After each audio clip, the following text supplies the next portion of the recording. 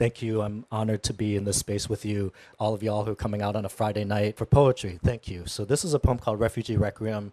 I won't get into it, but my family, what we went through when I was a baby to escape Vietnam to come to this country is really intense in terms of like bombing in the airport for hours, people getting killed all around us. And so I wrote this thinking about all of this. And just really quickly, one reference that I make, when I went back to Vietnam when I was 21, I was taking a bus through the countryside and I saw a jagged hole it was like a jagged hole in the ground filled with water and rice growing out of it. And I asked one of the locals, like, what is that, you know? And he told me it's a bomb crater. It's a bomb crater and some enterprising Vietnamese person was growing rice out of it.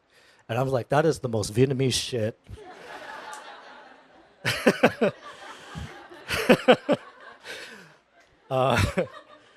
Refugerequiem. Our daughter hits me. Fist tiny toe ball socking my forearm. Since we are trying to teach her about consequence, I tell her daddy needs to go sit somewhere else without her until she can apologize and promise to stop hitting. She is already crying, and she runs towards me, arms outstretched, and she wants me to hold her. My resolve gives me nowhere to go but to run away from her, around the dining room table. And she chases me, blubbering tears, as if she were a war orphan in Vietnam and I her C5 Galaxy. That's the way it is in this country, my mom will tell me in Vietnamese. If it were you, you'd be afraid of me spanking you. Here's the part where I make money and fame by telling you Vietnamese people are abusive and backwards and should be glad to be living in whatever puddle or efficiency or condo or project or suburb seem fit to contain our stink in the United States. Instead, I wonder if our daughter is not as far from the war as I hope she'd be.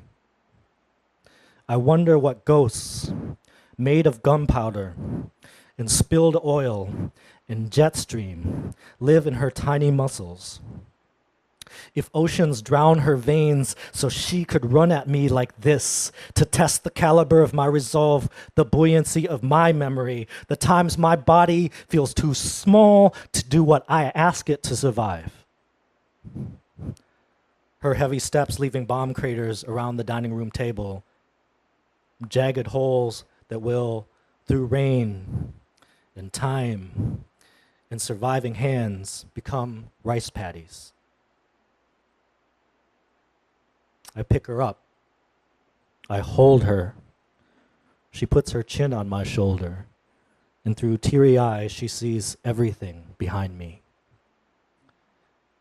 Thank you all.